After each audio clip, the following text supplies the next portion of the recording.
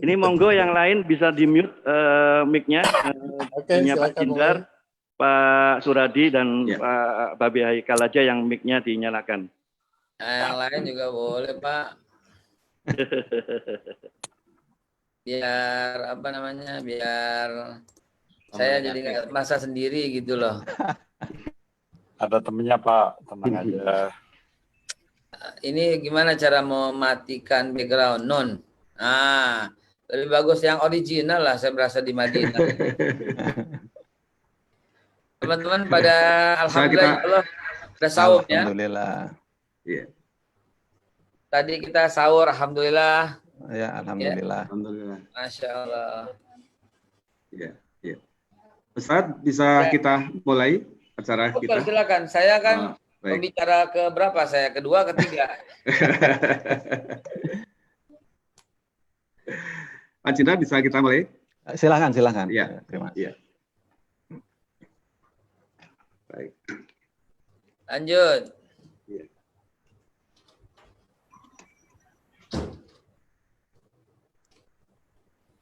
Silakan, saya ikut.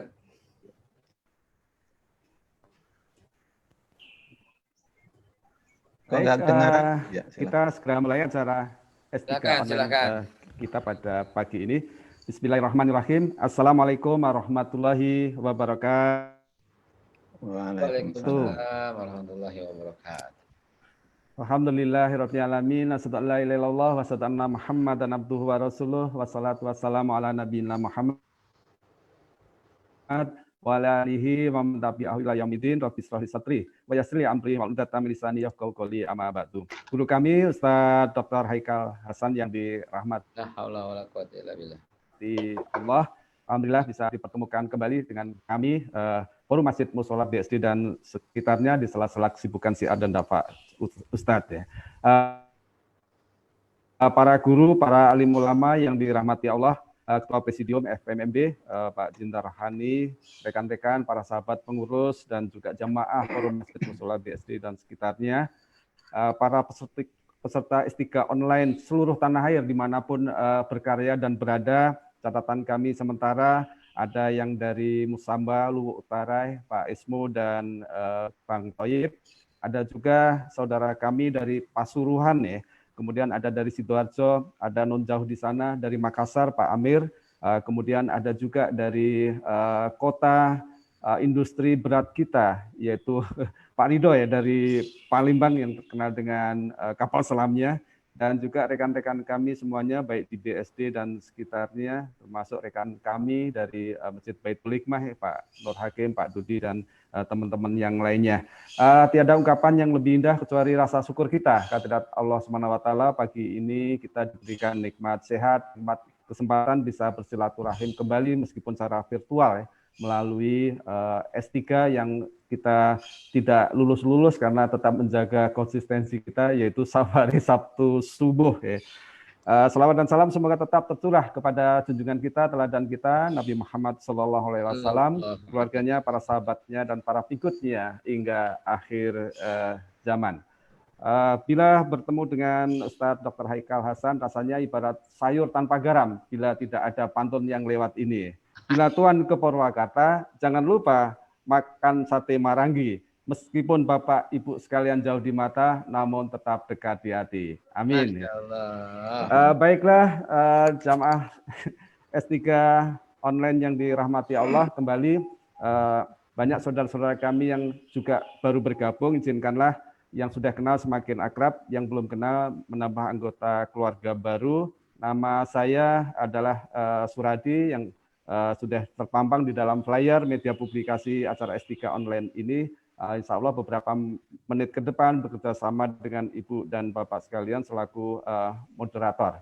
Nah, dalam keumatan Ustadz Haikal Hasan, beberapa hari yang lalu kami bertemu dengan Ustadz di acara Idul Adha di Masjid Baitul Hikmah BSD Nusa Loka. Alhamdulillah pada kesempatan ini bisa bergabung kembali, dan juga secara profesi kami juga berjuang di bidang mutu dan produktivitas, dan alhamdulillah beberapa rekan kami yang disebut dengan GKM Subuhan juga ikut bergabung di acara ini. Mudah-mudahan menambah siar dan dakwah kita. Baik jamaah STIKA online yang dirahmati Allah, izinkanlah susunan acara pada kesempatan STIKA online pada pagi hari ini. Yang pertama adalah pembukaan, kemudian yang kedua sambutan Ketua Presidium FMMB, dilanjutkan yang ketiga puncak acara kita adalah tauziah bersama Ustadz Babe. Mohon izin kami menyapanya Ustadz Babe, Ustadz Haikal Hasan. Ya, Babe, apa aja Babe juga boleh, Haikal juga Kemudian, boleh. Kemudian dilanjutkan supaya lebih dekat dengan Ustadz Babe dengan tanya jawab dan diskusi. Baru setelah itu STIKA online pada pagi ini akan semakin disemarakkan ya dengan prolog ekonomi umat, dan setelah itu akan ditutup dengan doa. Baiklah jamaah STIKA online yang dirahmati Allah, menginjak pada agenda yang pertama supaya acara kita ini tetap mendapatkan ridho dan berkah dari Allah Subhanahu wa taala. Mari kita buka dengan bacaan basmalah bersama-sama. Bismillahirrahmanirrahim. Baik, meskipun kita suasananya pagi yang relatif sejuk dan segar ini, mari kita tunjukkan bahwa kita tetap semangat. Untuk itu mohon izin pada Ustadz Haikal dan juga kepada para jamaah yang lainnya, meskipun secara virtual, mari kita angkat tangan kanan sejenak. Kalau saya mengatakan BSD, kita jawab Kota Santri. Kalau saya mengatakan Tangsel, kita jawab Cimor. Begitu. Baik. BSD, Kota Santri. Santri. Tangsel, Cimor. Ya. Cimor itu adalah cerdas, modern, dan religius ya. Mudah-mudahan itu bisa terwujudkan ya sebagai bagian dari BSD Kota Santri, bagian dari Tangsel sebagai Cimor, yaitu cerdas, modern, dan religius. Baiklah Ibu dan Bapak sekalian, para jamaah STIKA online yang dirahmati Allah, tentu saja kepada teman-teman juga sudah kenal tentang FMMB, tapi ada juga yang bergabung. FMMB itu apa? Nah, pada kesempatan ini kita akan mengajak kepada agenda yang kedua, yaitu sambutan dari Ketua Presidium Forum Masjid Mushola BSD dan sekitarnya kepada Bapak Jindar Rohani. Kami persilahkan. Bismillahirrahmanirrahim. Assalamualaikum warahmatullahi wabarakatuh. Waalaikumsalam warahmatullahi wabarakatuh. Alhamdulillahirabbil alamin wassalatu wassalamu ala asyrofil anbiya'i wal mursalin wa ala alihi wa sahbihi ajmain. Rabbi shrah li sadri wa yassir li amri wahlul 'uqdatam min lisani yafqahu qawli, amma ba'du. Pertama-tama marilah kita memanjatkan puji syukur kehadirat Allah atas segala nikmat dan karunia yang telah dilimpahkan kepada kita semua. Dan alhamdulillah kita pagi hari ini dipertemukan kembali dalam acara Safari Sabtu Subuh FMMB. Salawat dan salam semoga selalu tercurah ke hadapan Nabi besar Muhammad SAW, keluarga, para sahabat, dan segenap pengikutnya. Dan mudah-mudahan kita semua mendapatkan syafaat di hari akhir nanti. Amin. Ya Rabbal Alamin. Pertama-tama kami mengucapkan terima kasih kepada Ustadz Babe Haikal yang telah berkenan meluangkan waktu untuk bergabung dengan kami di acara S3 ini untuk sharing ilmu yang insya Allah akan bermanfaat untuk kita semua. Amin. Kami juga mengucapkan terima kasih kepada segenap jamaah dan peserta S3 pagi hari ini atas kehadirannya. Semoga setelah kita bersama menunaikan ibadah sholat subuh, kemudian kita menghadiri ta'lim, insya Allah barokah dan mendapatkan pahala dari Allah SWT. Amin. Amin ya Rabb. Sebelum saya menyampaikan beberapa hal, mengingatkan kembali bahwa pandemi COVID-19 masih belum berakhir. Untuk itu, agar kita tetap menerapkan protokol kesehatan sebagai upaya dan ikhtiar kita untuk terhindar dari penularan COVID-19.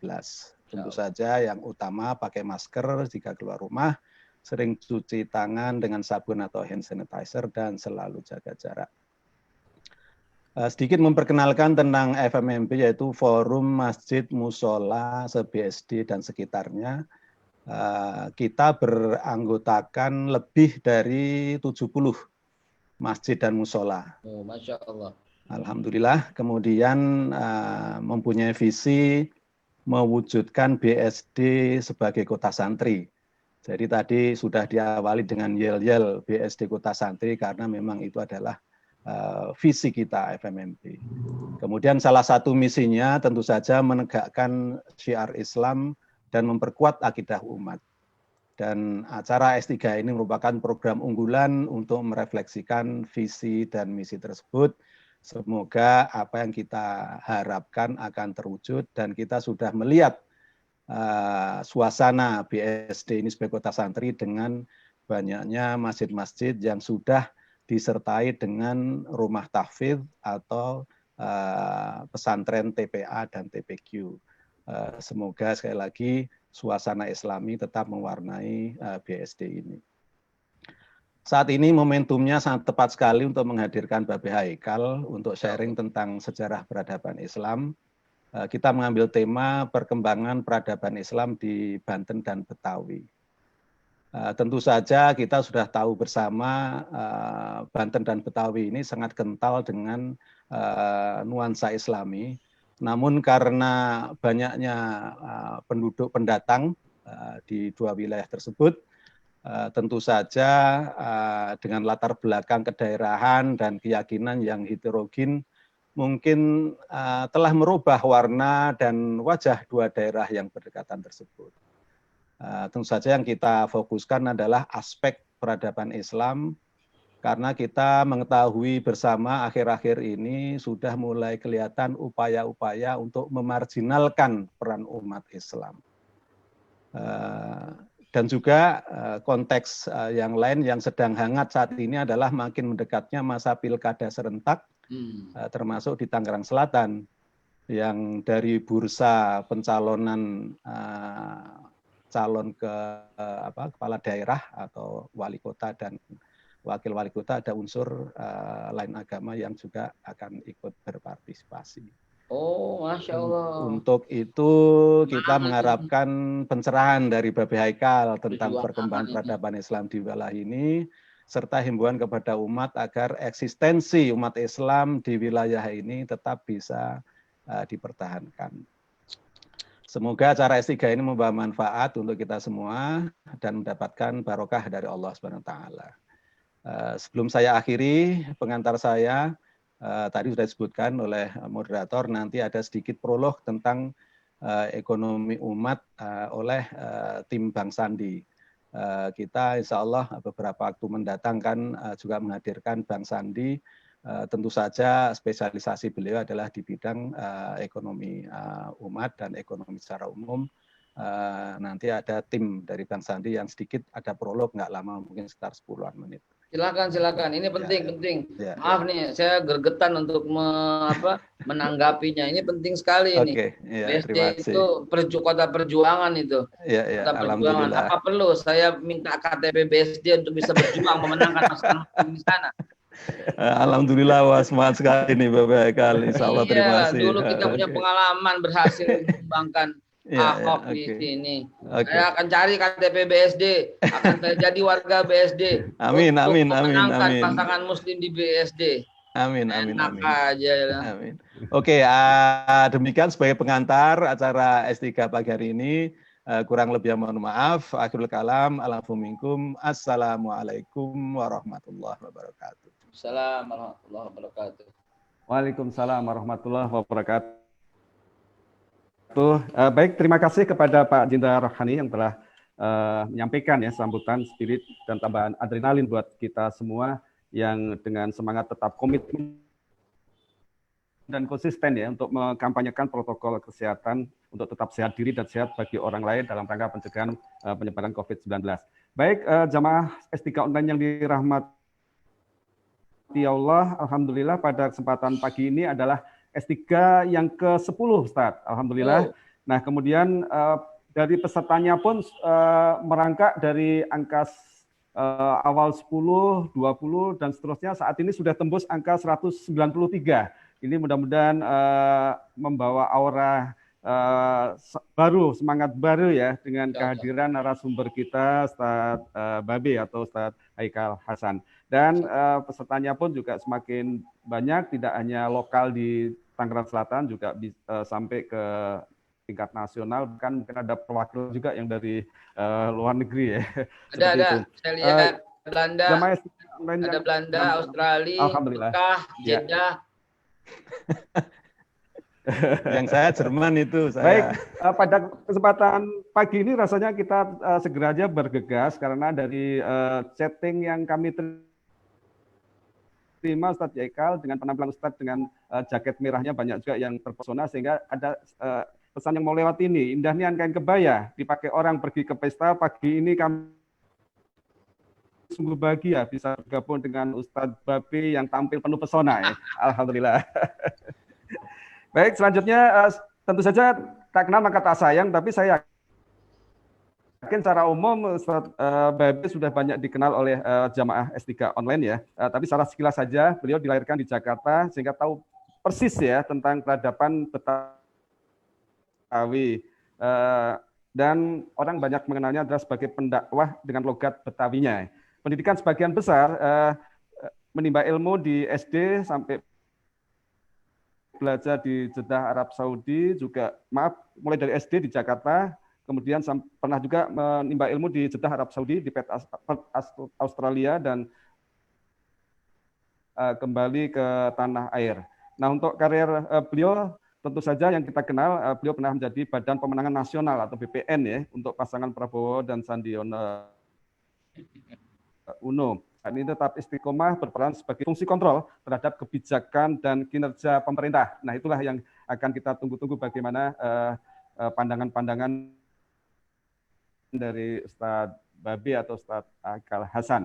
Bapak, Ibu, dan sekalian, para jamaah S3 online, kita langsung aja fokuskan waktu dan pikiran kita untuk menyimak materi tauziah Ustadz Babe yang tentu saja topiknya sangat menarik, yaitu perkembangan peradaban Islam di Banten dan Betawi. Kita tebarkan salam, jangan berantem umat ini. Nah, itulah mengawali kita tauziah yang bertopik dengan perkembangan peradaban Islam di Banten dan Betawi, dan beliau sangat mendarah daging, sangat menjiwai ya tentang peradaban Islam di Banten dan Betawi. Untuk itu kepada rekan-rekan, setelah acara tauziah ini akan dibuka tanya jawab untuk lebih tertib dan teratur.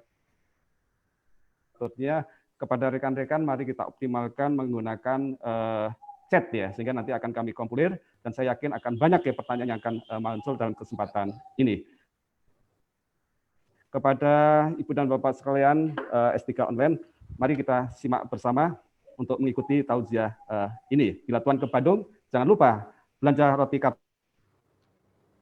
Kasari. Mari kita sungguh sangat beruntung ikuti tauziah pagi ini sepenuh hati. Kepada Ustadz Haikal, kami persilahkan. Baik.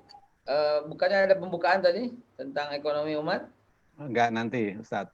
Setelah itu. Setelah antum. Oh, setelah saya. Baik. Bismillahirrahmanirrahim. Assalamualaikum warahmatullahi wabarakatuh. Alhamdulillah.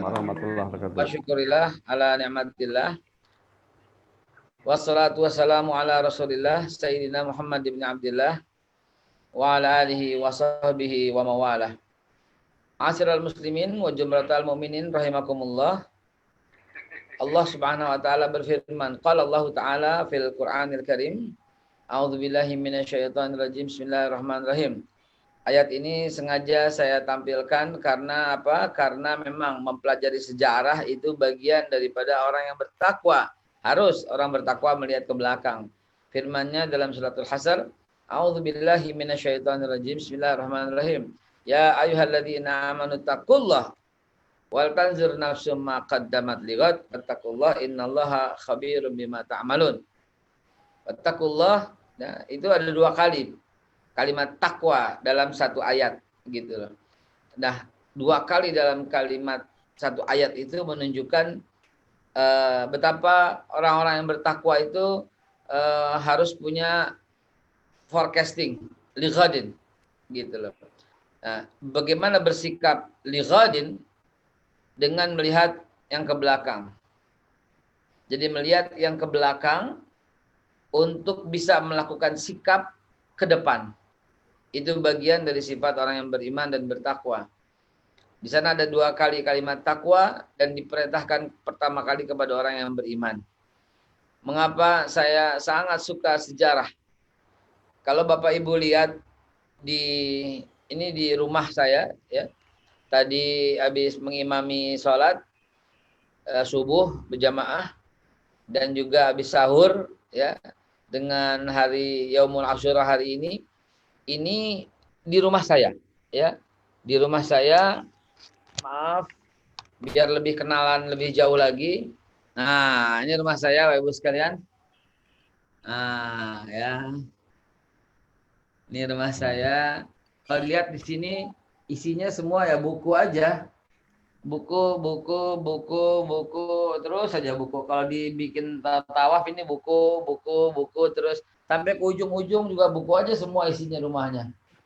Dan buku yang saya punya ini dari ujung sana itu kelihatan tuh buku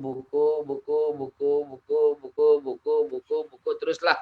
Pokoknya buku dan buku itu hampir semuanya mayoritas itu adalah buku tentang sejarah. Kenapa saya suka banget sejarah? Nggak tahu juga. Saya kalau udah keranjingan gitu ya, seperti menemukan harta karun. Itulah sejarah. Jadi ketika kita bongkar satu tempat, loh ini ada lagi. Bongkar lagi satu tempat, loh ini ada lagi. Bongkar lagi, loh terus begitulah. Orang yang mempelajari sejarah, pengalamannya seperti itu. Sehingga saya bilang, ini mesti ada nih, cari lagi. Ini mesti ada, cari lagi. Ini mesti ada, cari lagi. Maka terjadilah koleksi sejarah yang lengkap seperti ini. Ya, siapa yang ingin menikmati sejarah, silahkan mampir, ngobrol soal sejarah di perpustakaan sederhana saya ini.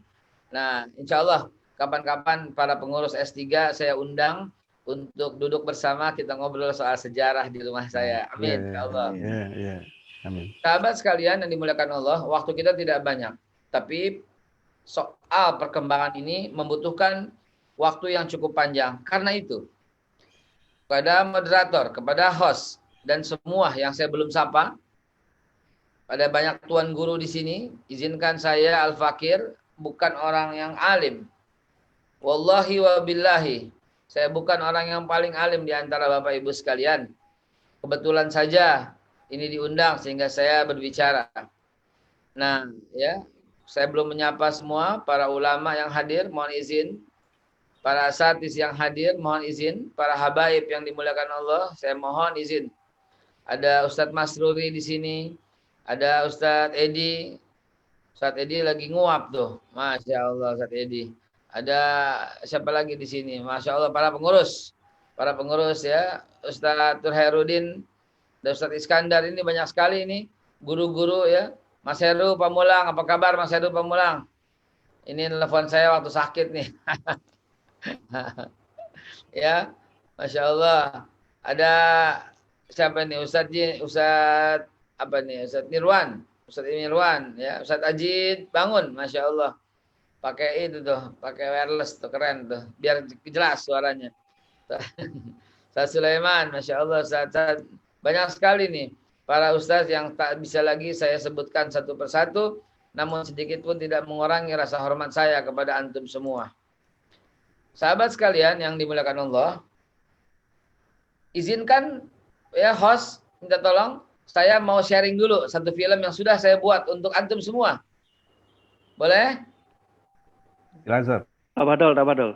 Baik, saya akan share dan selamat menikmati. Sebelum saya share, apakah sudah lihat di atas? Sudah.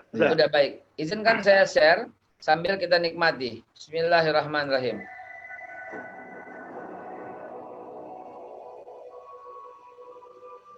Indonesia, Zamrud Khatulistiwa, laksana permata ilmu yang bangsa-bangsa. Peradaban Islam berjaya di negeri ini. Peradaban Islam dengan segala kemuliaannya tidak lepas dari peran para alim ulama yang berdakwah dengan ikhlas di tengah umat. Negeri ini melahirkan banyak ulama terkemuka dan termasyhur hingga penjuru dunia.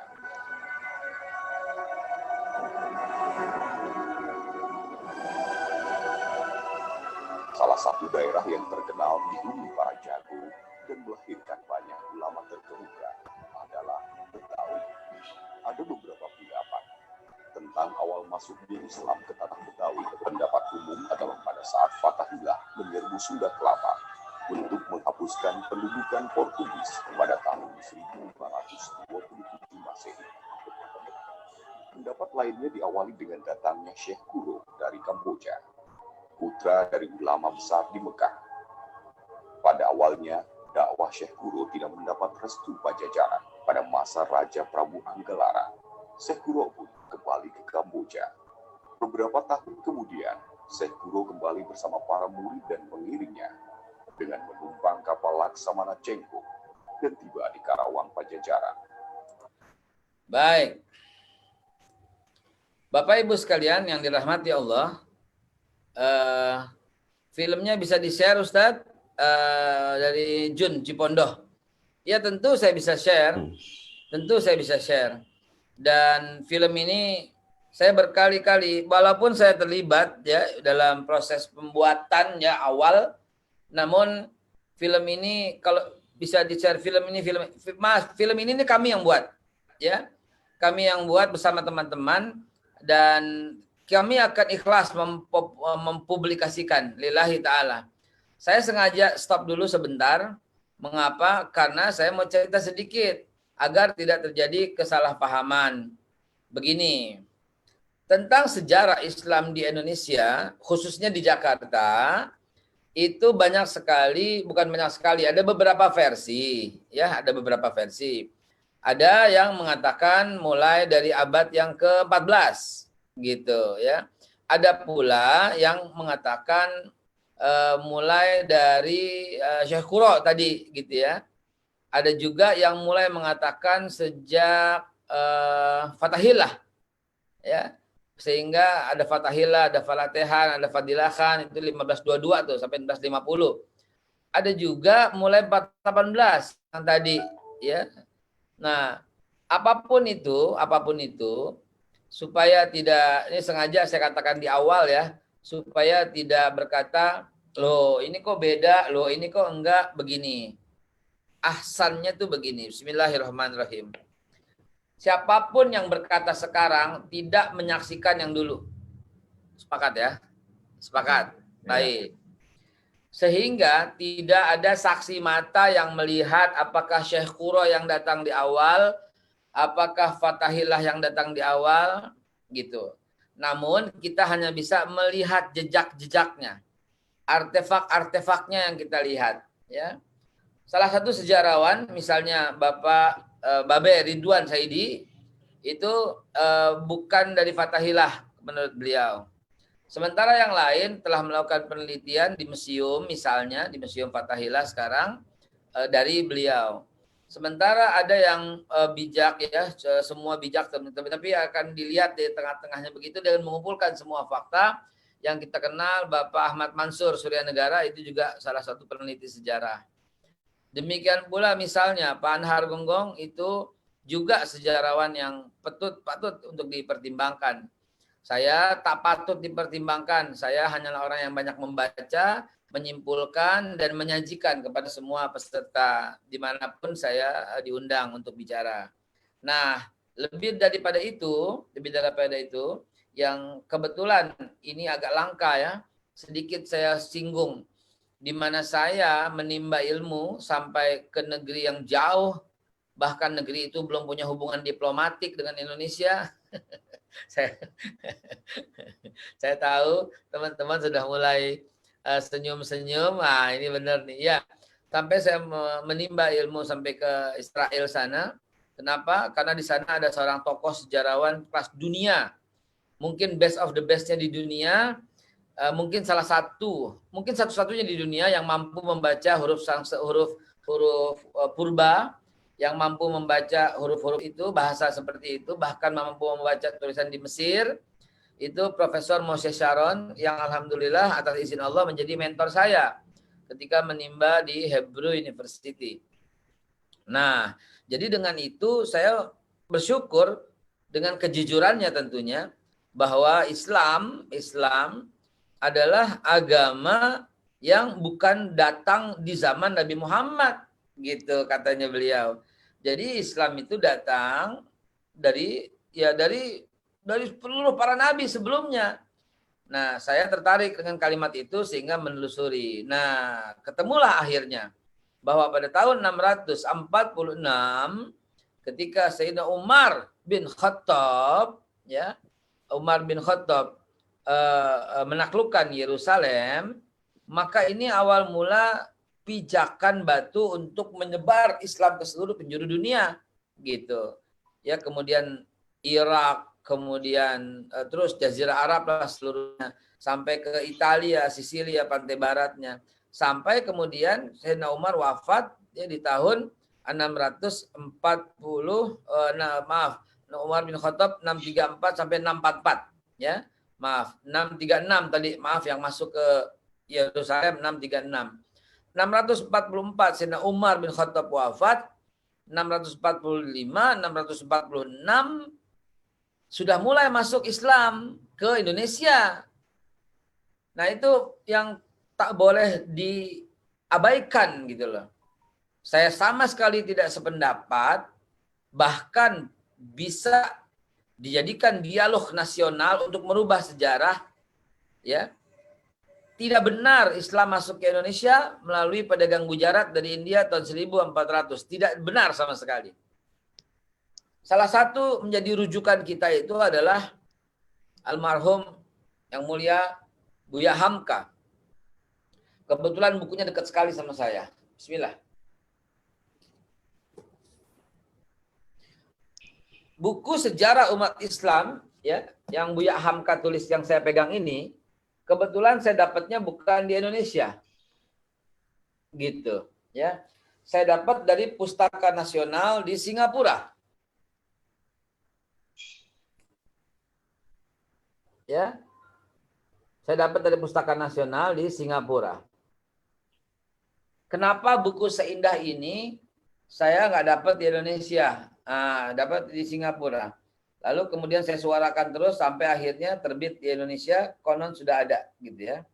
Nah, dengan jelas Buya Hamka menulis dalam bukunya ini bahwa Islam masuk itu memang dipelopori dari awal, gitu, oleh para sahabat Nabi yang tiba di Indonesia, gitu. Para sahabat Nabi yang tiba di Indonesia, ya, pertama kali itu tiba di Jepara, periode kedua Jepara. Periode pertama itu di Barus, ya, Barus. Di Barus. Barus itu Sibolga, Sumatera, ya. Bahkan catatan penting tadi sebut Cheng Ho, ya, tahun 674 sampai 675. Nah, ini Ratu Shima yang ada di Jepara kalau kita bilang, ya. Jepara. Nah, ini telah terjadi Islam di sini. Nah, Buya Hamka tidak menulis nama sahabat itu karena kehati-hatian Buya Hamka. Buya Hamka menulis utusan daripada Sayyidina Utsman bin Affan. Gitu. Ini hati-hatinya Buya Hamka. Nah, ya. Dalam bukti yang lain, saya menemukan bahwa yang masuk itu adalah disebut karena datang ke sini dengan menggunakan kapal laut, dan kapal laut itu seluruhnya di bawah pasukan Muawiyah bin Abi Sufyan, gitu. Nah, orang versi Iran lain lagi, agak lucu juga versi Iran. Lucunya kenapa? Lucunya versi Syiah, maaf ya. Lucunya kenapa? Supaya nggak kalah, maka dibuatlah bahwa Ali bin Abi Thalib pernah mendarat di Banten dan pernah mendarat di Jawa Tengah. Tidak ada jejak Ali bin Abi Thalib, gitu ya. Yang ada jejak pasukan marinir lah, begitu ya. Yang kita tahu sama-sama tak bisa dibantah lagi bahwa Sayyidina Utsman bin Affan lah yang membentuk pertama kali di dunia pasukan marinir, dan panglimanya pasukan marinir itu pertama kali itu adalah Muawiyah bin Abi Sufyan. Jadi teman-teman sekalian, kalau lihat dari sisi situ, ya, dengan buku-buku yang valid, kita menemukan bahwa Islam di Indonesia memang dari masa periode sahabat. Nah, gitu ya. Nah, teman-teman sekalian, ini ada pendapat menarik nih ya. Bukti makam sahabat di Barus bahwa Islam telah masuk. Nah, ya, tapi yang mengganggu dibangun Tugu Islam Nusantara di sana. Gimana Ustadz? Ya nggak apa-apa lah, nggak apa-apa. Dibangun Tugu Islam Nusantara ya.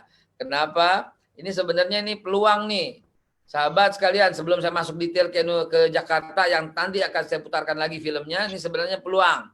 Apa peluangnya? Presiden Jokowi, ya, Presiden Jokowi. Ketika organisasi konferensi Islam di Bandung, ya di Bandung itu sempat datang bersama para utusan negara-negara itu ke Barus dan mengakui Islam itu min awal dari awal itu sudah tiba di Indonesia. Jadi teori Gujarat itu teori palsu, nggak pernah bisa dibuktikan. Batal teori Gujarat 1400, makam Maimun binti Ma'mun aja itu udah kapan itu loh ya. Jadi itu tahun 900 malah ya, nggak bener lah begitu.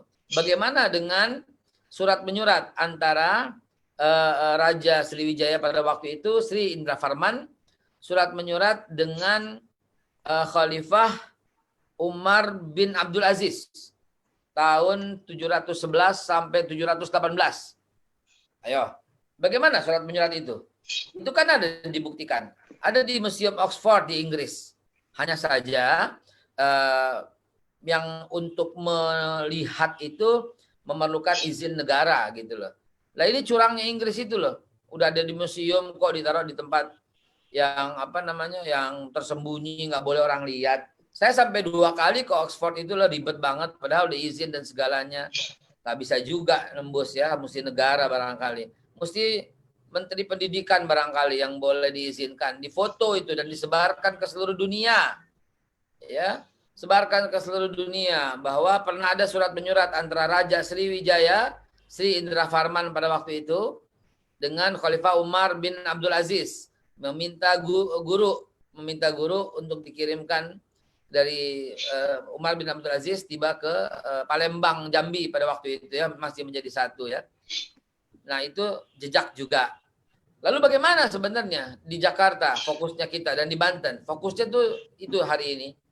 Maka sambil santai, yang nggak puasa silahkan menikmati kopi, tapi saya yakin di sini Asyura semua ini ya. Dan puasa kita Asyura sama sekali nggak ada hubungannya dengan melukai diri ya. Ya, kita cukup bersedih dan berduka dengan wafatnya, syahidnya Al-Imam Hussein ya. Namun tidak akan pernah mungkin bisa menjadikan kita Syiah. Indonesia adalah Ahlus Sunnah wal Jamaah. Baik, saya tidak mau masuk ke dalam konflik itu. Kita lanjutkan, boleh izin kembali saya share betapa indahnya film berikut ini. Kita lanjutkan lagi yang sekarang. Silakan menikmati. Bismillahirrahmanirrahim. Sedih sekali film ini emang. Ya. Kemudian berdakwah menyebarkan Islam di tanah ini. Berdasarkan penelitian yang dilakukan oleh Pusat Pengkajian dan Pengembangan Islam Jakarta, Islamic Center, diperoleh Bagan Genealogi Intelektual Ulama Betawi dari awal abad ke-19 sampai sekarang. Syekh Junaid Syekhul Masai, asli Betawi, Imam Masjidil Haram, terkenal di seantero dunia Islam Sunni pada abad ke-19. Murid beliau dari Betawi adalah Syekh Mujitaba dan Guru Mirsad, ayah Guru Marzuki di Pinang Muara. Guru Mansur Jembatan 5. Guru Mansur berguru kepada Syekh Mujitaba dan beberapa syekh lainnya. Pada saat bermukim di Mekah, Guru Mansur mengarang banyak kitab yang menjadi rujukan pondok pesantren tanah air, bahkan di luar negeri. Murid-murid beliau banyak menjadi ulama terkemuka. Guru Marzuki bin Mirsad Cipinang Muara. Guru Marzuki masih keturunan salah satu sultan tanah Melayu dari negeri Patani, Thailand Selatan. Beliau banyak berguru kepada para syekh di tanah suci Mekah.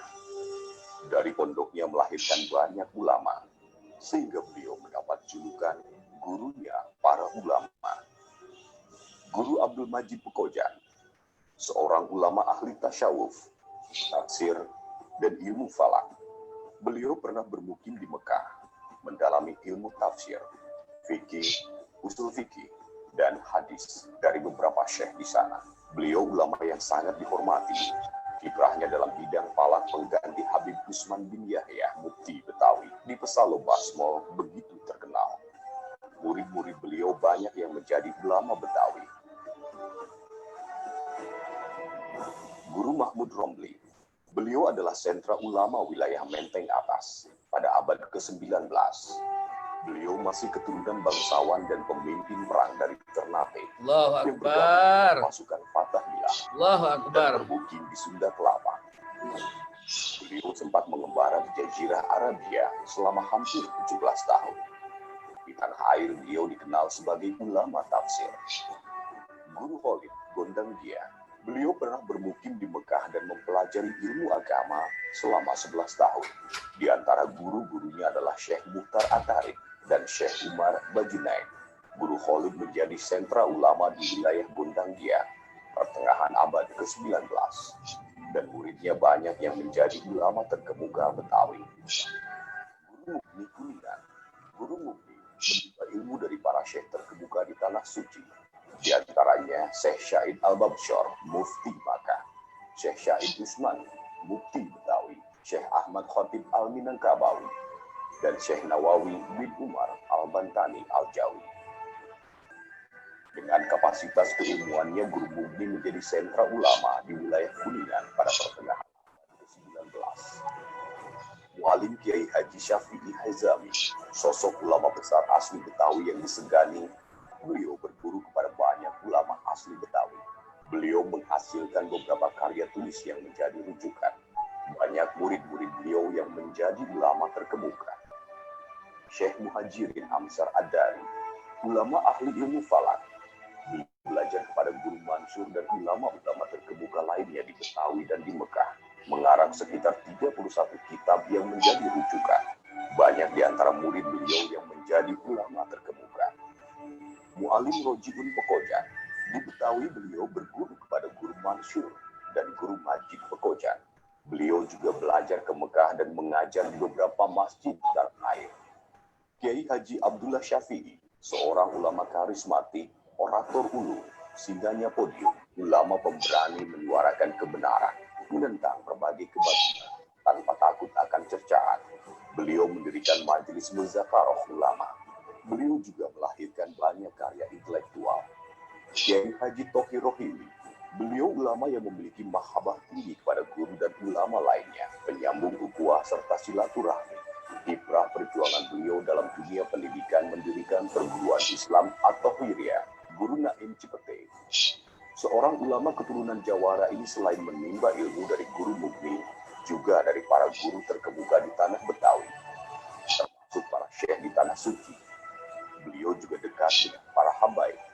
Beliau selalu bersemangat menyebarkan ilmu yang dimiliki, mengajar dan mengisi ceramah di berbagai tempat. Kiai Haji Nur Ali, seorang ulama karismatik dan pejuang dengan semangat jihadnya, ikut berperang melawan penjajah Hindia Belanda. Beliau murid Guru Marzuki Cipinang Muara. Beliau juga belajar kepada Syekh Alwi Al-Maliki dan beberapa syekh lainnya di Tanah Suci Mekah. Estafet ilmu dan perjuangan para ahli agama dalam mengentengi akidah umat akan tetap hidup tak lekang oleh zaman. Mereka akan tetap ada di tengah umat laksana cahaya.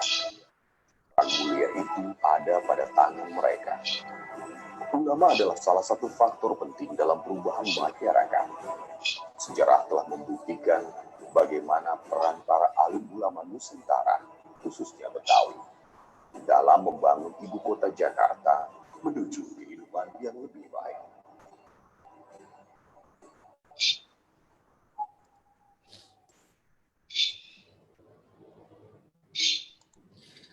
Allahu Akbar.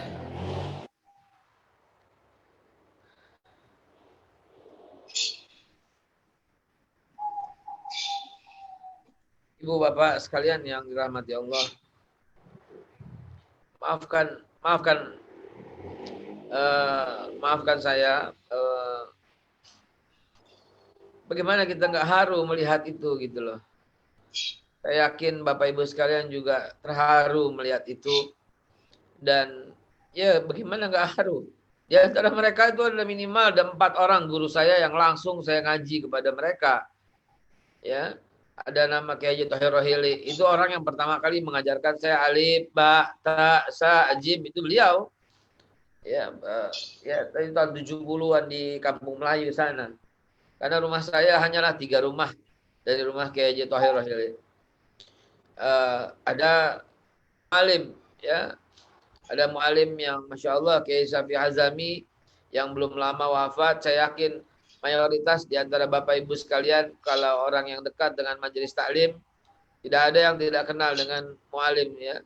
Demikian pula tadi ada Kiai Haji Abdullah Syafi, ya, yang merupakan singanya mimbar gitu loh, podium yang dahsyat gitu. Di antaranya juga ada Habib Alwi Jamalul Lail.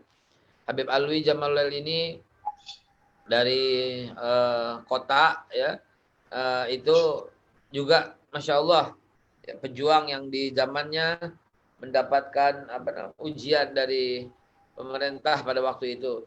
Videonya akan di-share, ya, videonya akan saya kirimkan melalui S3, ya, melalui forum S3.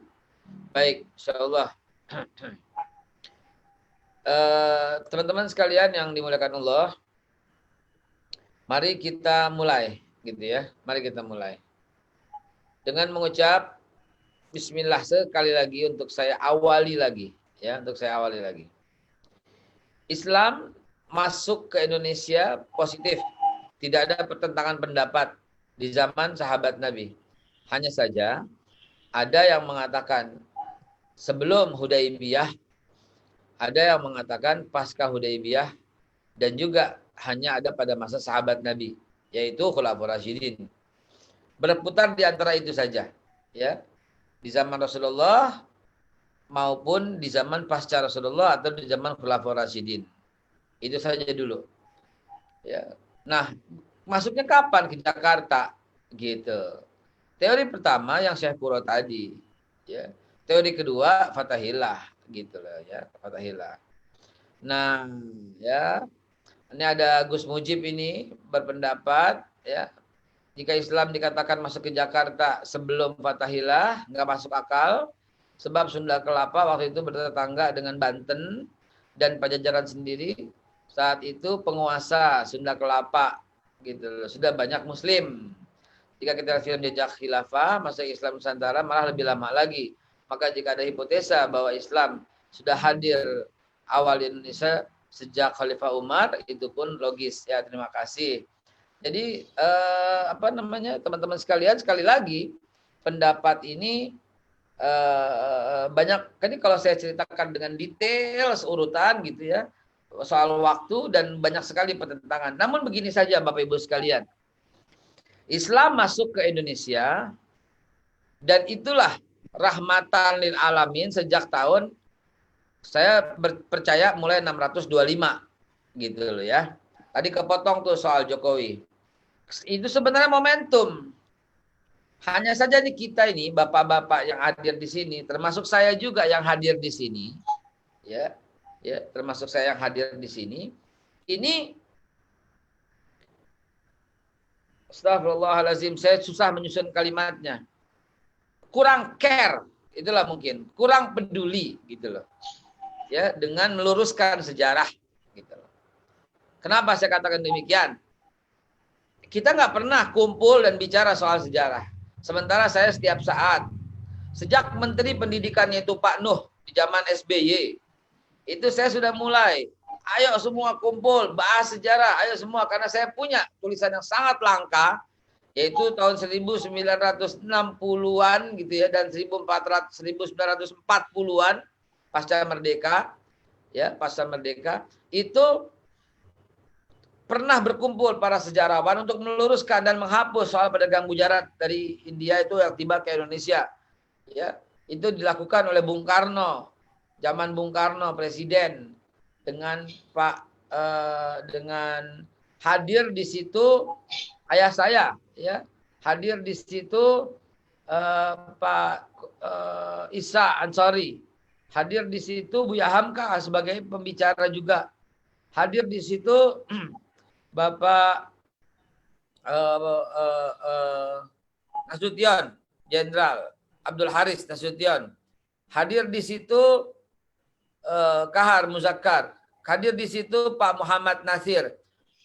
Maaf, masing-masing mengeluarkan argumentasi membatalkan soal Gujarat gitu loh. Nggak benar teori Gujarat itu. Membatalkan. Saya masih punya arsipnya itu loh. Dan saya rangkum itu, saya berikan kepada Pak Nuh ketika Pak Nuh jadi menteri gitu loh ya. Karena mulai Pak Nuh itu yang bisa diajak dialog. Ternyata belum sempat Pak Nuh luruskan itu sudah diganti. Pemerintahan berganti dari SBY ke Jokowi. Dan pada waktu itu menterinya adalah Pak Gubernur kita saat ini, yaitu Bapak Anies Baswedan sebagai Menteri Pendidikan. Dan saya juga pernah membuat gitu loh. Ya. Pernah membuat usulan kepada Pak Anies. Dan Pak Anies respon, bahkan ingin mencetak buku itu yang saya buat itu. Namun lagi-lagi Pak Aniesnya diberhentiin sama Pak Jokowi. Ribet jadinya dah, ya. Mendiknas sekarang mau kita usulkan, mana bisa sibuk dengan daring itu loh. Ya. Sibuk dengan online itu loh yang akhirnya sampai sekarang sejarah kita berantakan. Jamaah sekalian, mohon dukungan. Saya telah menulis sebanyak lebih daripada 800 halaman untuk meluruskan sejarah itu. Ya, nanti Forum S3 mungkin akan membagi-bagikan buku itu ya. Insya Allah ya. Siap. Itu ada 800 halaman itu. Ya. Bangsa yang besar itu menghormati para pahlawannya, betul sekali. Baik. Jadi, sesuai dengan apa yang tadi teman-teman sahabat-sahabat lihat di film, ya, tentang masuknya Islam ke kota Betawi ini, ya. Jadi secara sejarah memang tak bisa dibuktikan tahun 600 tahun 700 itu. Gitu, ya. Namun secara fakta tertulis yang dalam buku-buku dan penelitian mengatakan 1418 itu sudah awal. 1418 itu kan belum ada Jakarta. Whatever the name, teman-teman sekalian. Gitu loh.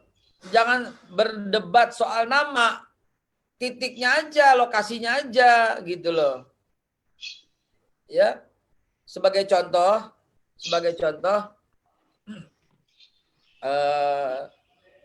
silakan naik. Ada tamu ini, silakan naik. Ya. Ini ada tamu ya, sejarawan yang datang ini ya, mau datang ke sini. Saya buka setiap ya subuh, Ahad gitu ya, tapi bergantian. Ntar beberapa orang saja bergantian sesuai dengan jadwal. Ya. Titiknya itu loh. Jadi ini kadang-kadang perbedaan pendapat ini terjadi. Silakan. Silakan. Perbedaan pendapat ini terjadi urusan nama. Wah, Nusantara belum ada. Indonesia belum ada. Abaikan dulu deh. Samain dulu logika berpikirnya. Ya, samain dulu. Islam belum masuk ke Betawi, ke Jakarta. Jakartanya aja belum ada. Masih bergabung dengan Pajajaran gitu. Bukan itu yang dibicarakan, Pak Ibu sekalian. Mohon maaf sekali, bukan itu. Ya. Titiknya itu di mana? Gitu loh. Titiknya itu di mana? Itu di mana? Di Indonesia. Belum ada Indonesia, jelas. Jelas belum ada Indonesia. Tapi titik hadirnya itu ada di Jawa Tengah. Gitu loh. Di Pantai Utara. Masuknya itu jelas. Catatan Cheng Ho itu ada. Gitu loh. Dibuktikan dengan artefak sejarah, iya. Surat menyurat antara Khalifah Umar bin Abdul Aziz dengan Raja Sri Indra Farman 711 sampai 718 ada gitu loh. Jadi jangan dibikin mundur. Islam baru masuk sekian. Jangan. Tergantung penguasa katanya tadi. Ya betul. Moga-moga ntar tahun 2024 perjuangan kita bisa, ya, perjuangan kita semua nih untuk meluruskan sejarah bisa. Nah, Syekh Kuro yang dicatat datang ke sini, ke tanah Betawi, Sunda Kelapa, Jakarta, Ancol, whatever the name lah. Di titik itu, ya, di titik itu Syekh Kuro itu ada dan tiba gitu loh. Dan kemudian ini terus, kalau lihat logika yang dihubungkan dengan Al-Quran, dihubungkan dengan hadis Nabi, dihubungkan dengan sejarahnya, pasti lebih masuk akal lagi. Apa itu? Ketika zaman perjanjian, ya, Hudaybiyah, ketika Rasulullah SAW melakukan gencatan senjata dan Islam berkembang terus ke seluruh penjuru dunia, apa mungkin seorang sahabat atau penyiar Islam berdiam satu titik? Nggak mungkin, Pak. Nggak mungkin. Ya, dia itu punya tugas dari Allah yang mereka amanah untuk menjalankan tugas-tugas itu. Sa'ad bin Abi Waqqas itu tiba di Cina, ya, tiba di Cina. Abu Kasbah, namanya memang tidak populer, Abu Kasbah. Abu Kasbah itu, ya, itu sahabat Nabi, itu tiba di Tiongkok, Filipina juga. Dia sampai ke Filipina, dia dakwah. Ya. Yang sejarawan sangat terkenal, Ibnu Battuta, Ibnu Haikal misalnya, itu pernah sampai di Sumatera. Dulu belum ada Sumatera, tapi Nusantara seperti itu. Nah, fakta-fakta ini membuat kita semakin yakin tidak mungkin berdiam di satu titik dan tidak menyebar, tidak mungkin. Maka udah pasti penyebaran itu memuai.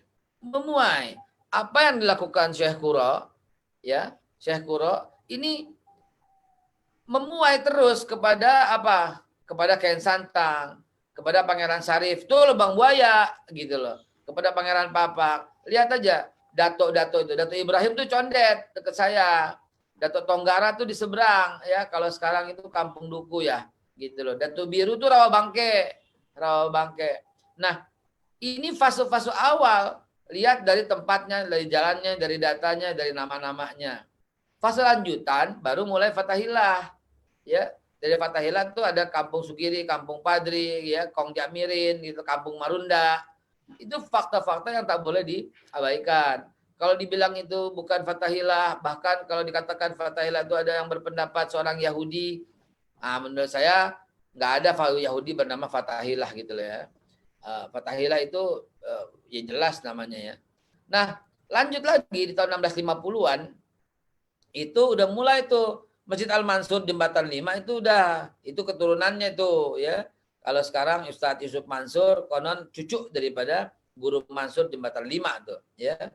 Ada juga tak lupa, ya, almarhum dari saya punya ibu saya punya ibu saya namanya Salamah, Latifah punya ibu namanya Salamah, punya ibu namanya Mardiah, orang bilang manggil Mardiah itu Cing. Nah, atasnya tuh namanya Cing Iye. Cing Iye tuh punya bapak namanya Kiai Sarbini. Kiai Sarbini itu, jadi ke saya tuh udah berapa tuh? 5 ya, ke atas saya ya, 5 ya. Itu yang ikut membangun Masjid Al-Makmur, Tenabang. Ya, walaupun saya nggak ketemu langsung, tapi cerita itu terus kami rekam dengan baik turun-temurun. Memang belum dibukukan gitu, ya. Bahwa di sana tempat basis perlawanan, ya, terhadap penjajah gitu, ya, Belanda pada waktu itu. Di sana itu tempat basis perlawanan untuk jadi pada waktu itu Masjid Al-Makmur belum ada seperti sekarang, hanyalah bambu-bambu yang dirangkai untuk tempat sholat gitu. Nah, jadi dengan fakta-fakta ini kita bisa lihat terus, kita telusuri terus gitu, ya. Telusuri terus. Fase berikutnya itu masuk ke luar Batang gitu, ya, luar Batang. Di sana ada Habib Hussein Al-Idrus, ya. Nah, perkembangan yang di luar Batang ini sampai tadi ada filmnya Syekh Junaid. Ya, Syekh Junaid. Maaf, Syekh Junaid itu di Pekojan, ya, di Pekojan. Nah, perkembangan ini tak bisa dibendung Bapak Ibu sekalian. Itu sudah mulai masuk 1700, 1800. Sampai akhirnya masuk ke 1900. Nah, dampak daripada perkembangan Islam yang sangat pesat di Jawa ini sudah tak tertelusuri urutannya karena perkembangannya itu dahsyat. Ibu Bapak sekalian, ini mesti di video ini ya. Saya lagi buat animasi tapi belum kelar. Gini. Ini begini yang lagi kami rancang. Ketika ya ada satu titik mulai tik gitu. Jadi apa ya kalimatnya gimana ya? Tik semua gitu loh. Ini apa ya? Merata. Gitu aja deh. Merata terus gitu loh. Ya. Meratanya itu semua tumbuh. Ada yang tercatat namanya, ada yang tak tercatat gitu. Tapi semua tumbuh. Pahlawan. Ya, ada yang tercatat sebagai pahlawan, ada juga yang tidak tercatat sebagai pahlawan ya. Saya ingat sekali cerita dari ibu saya, bapak saya sering bercerita tentang kakek kami gitu loh. Yang selalu bersama para pemuda di Bogor. Kakek saya itu lahir 1876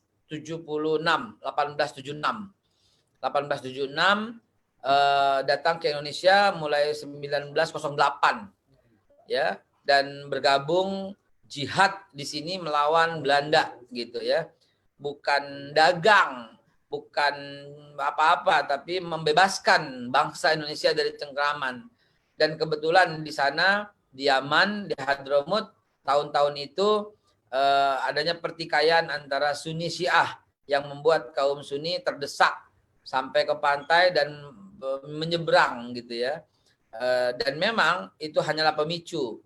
Namun sebelumnya adalah betul-betul semangat untuk membela saudaranya se-Islam, seiman gitu ya. Tibalah, dan ceritanya adalah juga demikian gitu loh. Sudah sedemikian Islam. Dan pernah disurvei di zaman Pak Harto 98%. Wallahu a'lam bishawab. Balik lagi ke topik kita, ya.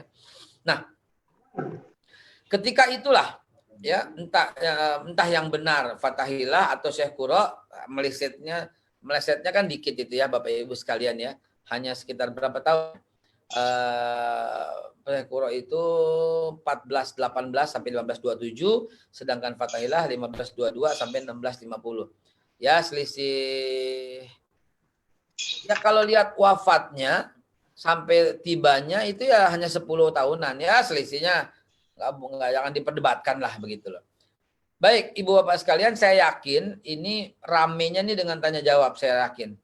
Nah, saya serahkan lagi kepada Pak Haji Suradi untuk bagaimana tertibnya. Nah, jadi uraian singkat saya dan film yang kami yang saya putarkan tadi, yang kami rancang bersama-sama tadi, ini mudah-mudahan bisa memberikan pencerahan di awal. Bila kurang jelas, saya bersedia memutarkan sekali lagi videonya. Barangkali ini udah sampai 258 yang hadir. Kalau diperkenankan, silakan. Saya cukup sekian.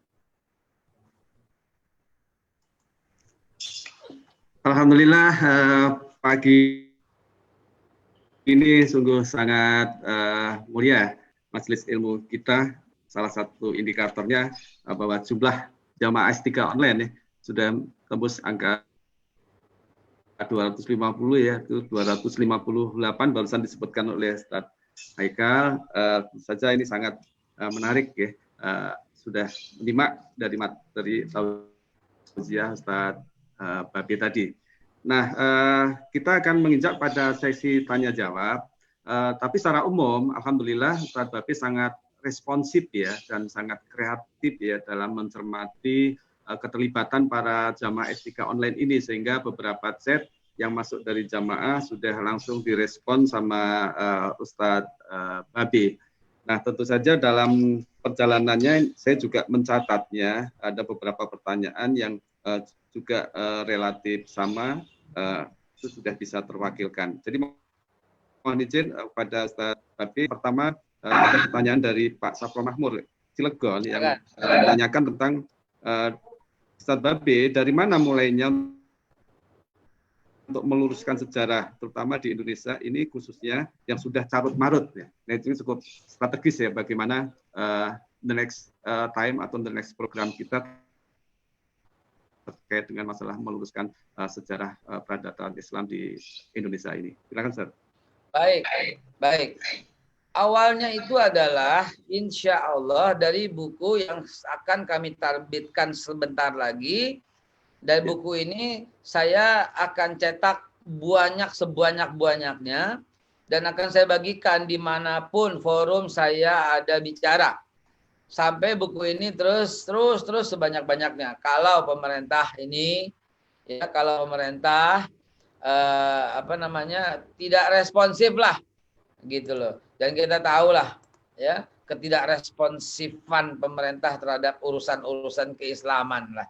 Dan Menteri Agama kita telah berkata, bukan Menteri Agama Islam doang, ya Menteri Agama Islam, agama Kristen, agama Hindu, agama Buddha silahkan, ya nggak apa-apa, itu urusan negara gitu ya.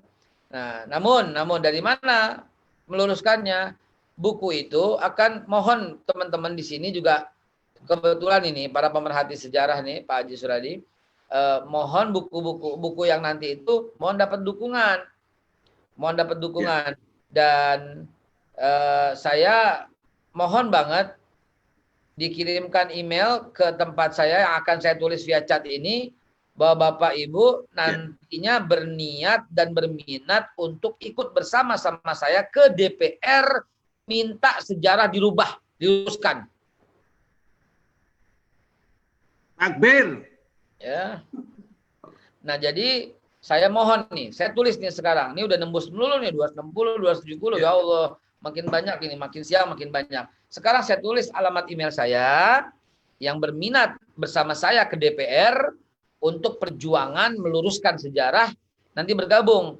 Karena saya juga akan minta keterlibatan Pak Profesor Anhar Gonggong, Bapak Babe Ridwan Saidi, dan para sejarawan-sejarawan, termasuk Bapak Ahmad Mansur Suranegara, ya, untuk menghapus yang namanya pedagang gujarat, menghapus yang namanya semuanya. Saya tulis email saya, ya, mudah-mudahan di forum ini terlihat, dan silahkan men-email apabila ingin ikut hadir dan mendukung perjuangan meluruskan sejarah. Saya tulis bismillah.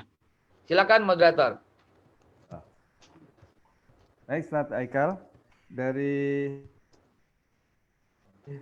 pertanyaan tadi, tentu saja dalam forum ini waktunya terbatas, nanti akan dijawab sepenuhnya melalui buku Ustadz Babe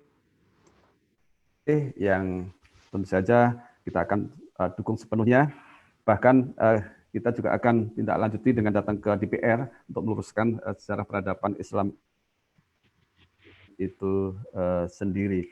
Baik, selanjutnya beberapa pertanyaan yang senada, terutama terkait dengan materi dari Ustadz Haikal terkait dengan masalah video maupun bukunya. Tentu saja banyak teman-teman yang sangat antusias untuk bisa mendapatkannya. Nanti bisa kita fasilitasi atau kita mediasi Ustadz Babe ya kepada rekan-rekan, dan mudah-mudahan harapan kami melalui host kami Pak Oni itu peserta S3 online ini bisa terregistrasi ya, sehingga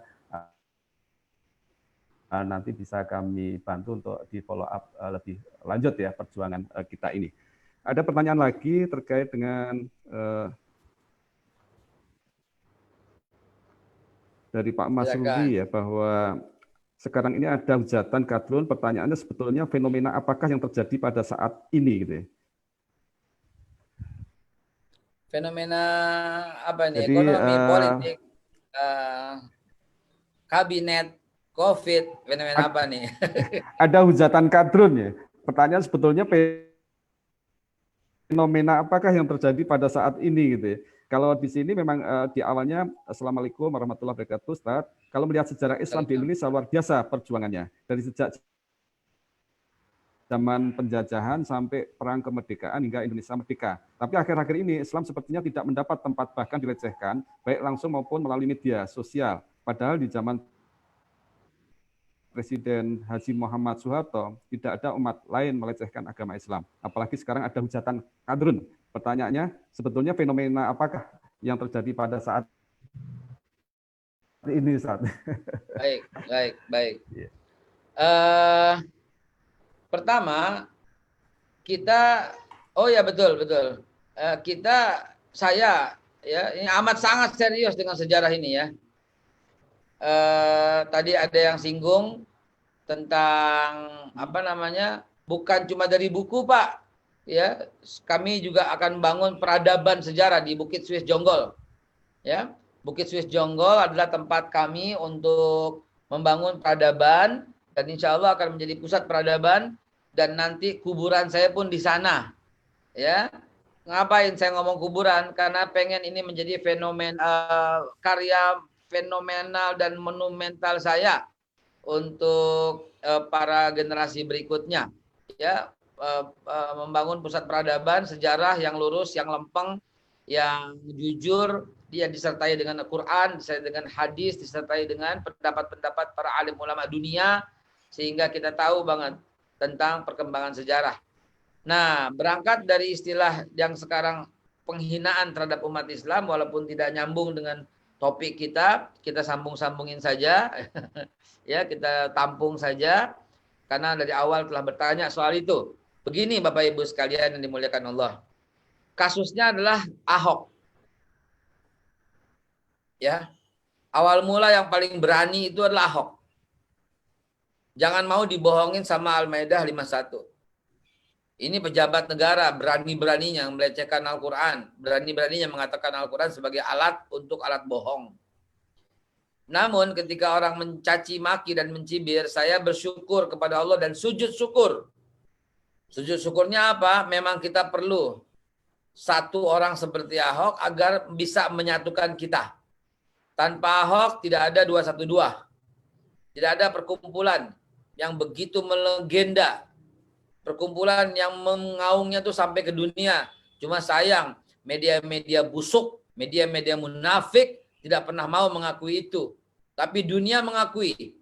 Ya, koran-koran di seluruh dunia memuat. Koran di sini yang muat biasa pemerkosaan atau penjamretan di lampu merah. Itu yang paling minat dimuat oleh koran-koran kita. Begitu juga di sosial media kita. Kalau ada pemerkosaan, nah itu mulai rame. Kalau ada seorang guru ngaji, ya, melakukan pelecehan, nah itu diberitakan sampai 11 bulan barangkali baru berhenti. Kalau ada satu orang berseragam putih, ya, melukai orang lain, nah itu 12 tahun itu disiarkan terus, diputar-putar terus. Sementara fenomena-fenomena itu nggak diputarkan.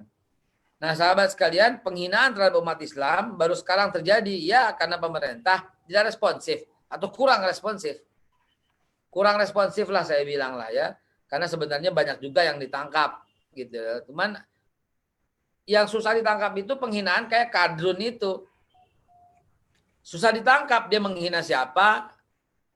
Dia tidak ada deliknya, susah. Nah, deliknya itu adalah kutukan saja, laknatullah atas orang-orang yang menghina itu. Jangan balas hina gitu.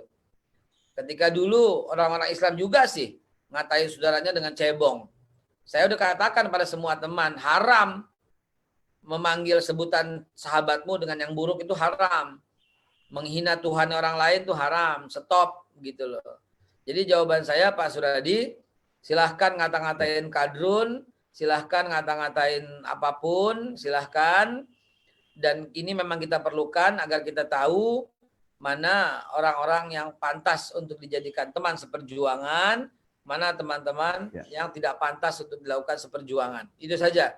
Bercerai jangan sampai, berpisah jangan sampai, bercerai-berai jangan sampai. Yang penting kita tahu ini bisa diajak berjuang bersama, ini tidak bisa diajak berjuang bersama. Nah, itu aja. Karena firman Allah, wala tafarraqu. Wa'tasimu bihablillahi jami'an. Bersatu aja terus, berpegang teguh aja terus. Jangan pecah belah. Walaupun berbeda, jangan pecah belah. Walaupun ngata-ngatain, tetap aja jangan pecah belah. Itu aja pesan dari saya terhadap tanggapan Kadrun tadi. Ya. Baik, makasih Ustaz Babe. Ini ada pertanyaan pertama terkait dengan masalah Melayu dengan Islam. Ya. Dari Ustadz Gus Mujib ya. Silakan. Sunda Kelapa kan dulu dikuasai oleh Pajajaran. Semua orang saat itu di Pulau Jawa kan berbahasa Sangsekerta.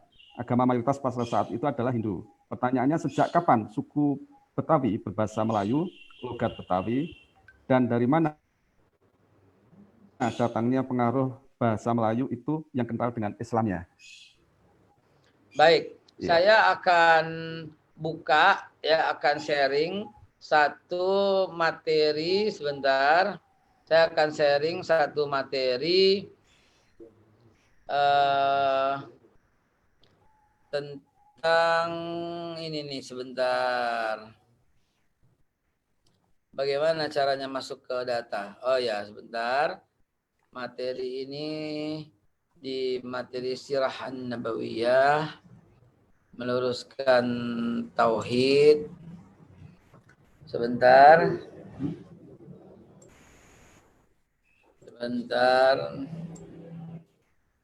Saya pernah mengutip, nah ini ya.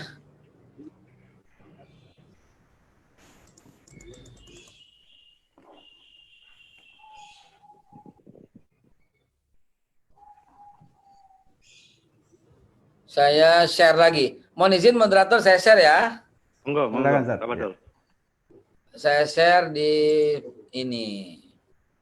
Nah, ini satu kesimpulan sebuah saya pernah sering sekali membawakan materi ini ya, mulai 1978 sebelum Masehi. Ya, kok bisa ngitung begitu, Ustadz? Iyalah, ada hadisnya kan. Ibnu Abbas yang bertanya pada Rasulullah, "Ya Rasulullah, berapa jarak antara dirimu ya dengan Nabi Allah Musa?" Kata Rasulullah 2000 tahun. Gitu. Dan Nabi Musa kan kita tahu, Musa ke atas tuh kita hafal kan? Kita tahu Musa bin Amr bin Qahid bin Imran bin Lewi, ya bukan. Dari Musa itu bin Imran bin Qahid bin Amr bin Lewi. Lewi itu anak ketiga daripada Nabi Yakub, ya. Anak ketiga Nabi Yakub bin Yakub. Yakub itu anak pertama dari Nabi Ishak. Ishak anak kedua dari Nabi Ibrahim. Ketemu kan? Ketemu, Pak. Ketemu, ya. Jadi Nabi Musa ke Nabi Ibrahim itu ketemu. Jadi itu ada dalam kitab At-Tabari. Ya, Tarikh At-Tabari, juga Bidayah wa Nihayah juga saya kutip banyak dari beberapa kitab. Nah, jadi ketemu Nabi Ibrahim tuh kapan tuh ketemu? Ya, nanti kalau Bukit Swiss Jonggol jadi, Bapak-bapak bisa tinggal di sana, bisa datang ke sana, ngelihatlah urutan-urutan yang kami rancang, ya. Balik lagi saya share tentang Nabi Ibrahim dulu, balik lagi saya share. Nanti ketemu jawabannya, ya. Nah, terus setelah Nabi Ibrahim saya langsung Nabi Yakub, Nabi Musa, di zaman 1028 ada Talut. Talut itu ada dalam Al-Quran, suratnya surat Al-Baqarah ayat yang ke 246, 247. Talut itu diangkat oleh Allah sebagai raja, ya, raja Israel yang pertama. Talut ntar punya anak namanya Michal punya anak, Michal itu dinikah sama Daud atau David. Nanti punya anak namanya Solomon atau Sulaiman. Lanjut ya. Nah, terus nah, Sulaiman wafat 930, muncul agama Yahudi. Lalu kemudian Yahudi mendominasi. Kemudian selama kapan tuh? Ya, sampai Nabi Zakaria pun Islamnya nggak kelihatan karena ketutupan oleh Herodus yang Yahudi itu. Sampai Nabi Yahya pun juga, sampai Nabi Isa gitu loh. Nabi Isa mengembalikan lagi kepada Islam, ya, wa huwa yud'a ilal Islam. Surat Shaf, wa man azlamu mimman iftara 'ala Allahil kadziba wa huwa yud'a ilal Islam, gitu ya.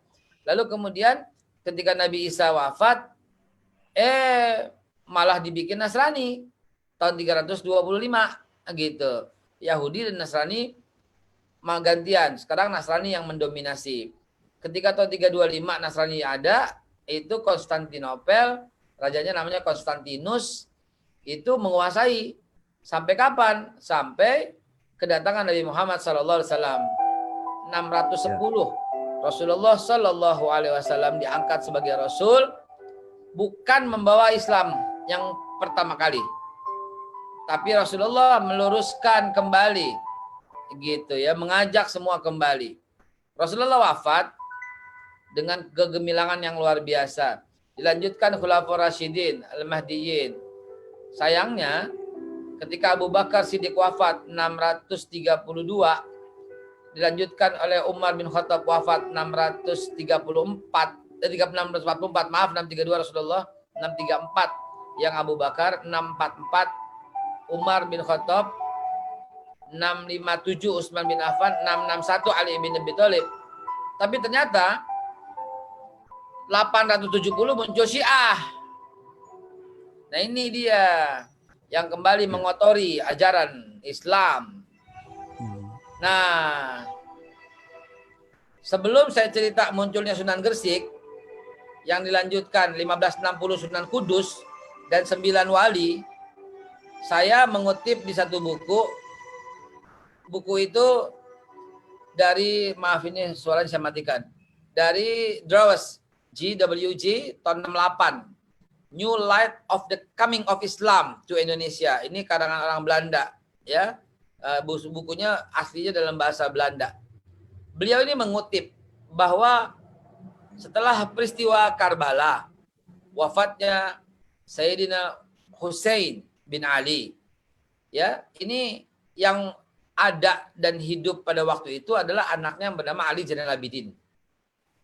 Ya, Ali Zainal Abidin ini punya anak namanya Muhammad Al-Bagir, punya anak namanya Ja'far Shadiq, punya anak namanya Ali Al-Uraid, punya anak namanya Muhammad Nagib, Isa Al-Rumi, Muhammad Muhajir, Ubaidullah, punya anak namanya Alwi Al-Awwal, Muhammad Sahibus Saimah, Alwi Asani, punya anak namanya Ali Khan, punya anak Muhammad Sehab Mirbat, punya anak namanya Alwi Ami Al-Faqih, punya anak. Nah ini dia ini. Nah ini ada nih, mulai nih Abdul Malik itu nama lainnya Ahmad Khan. Dan punya anak lagi namanya Abdullah Khan. Punya anak lagi Ahmad Shah Jalal. Punya anak lagi Jamaluddin Akbar. Yang dikenal dengan Maulana Akbar.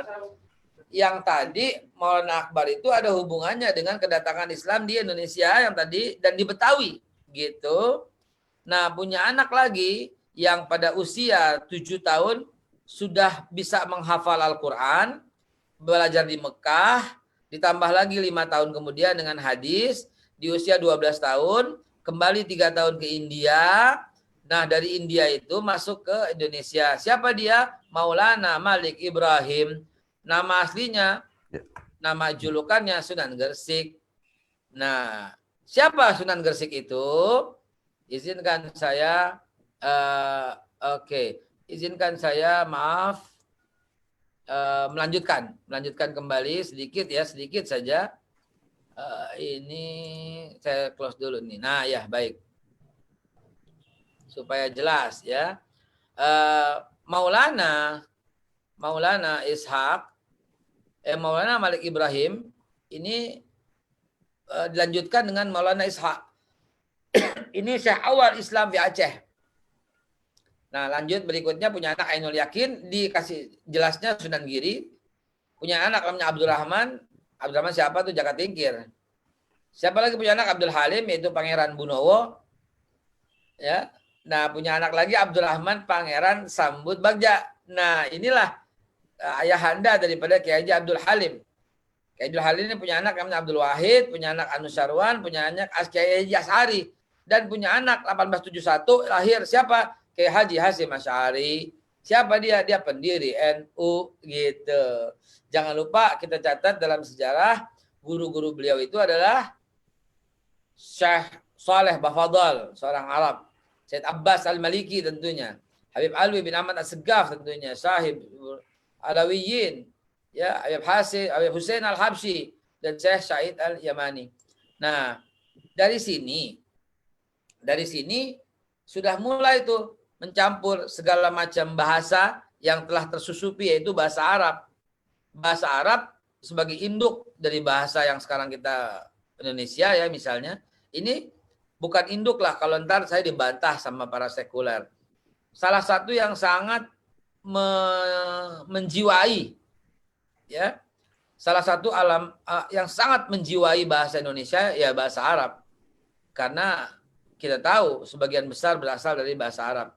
Bahkan mungkin ya yang aneh bahasanya kita baru tahu, misalnya trotoar gitu. Trotoar itu tuh bahasa Arab gitu. Ternyata tadi lihat kamus itu towar, itu pinggir jalan ternyata ya. Subhanallah, subhanallah. Jadi bahasa sejak kapan itu tak teridentifikasi tahunnya.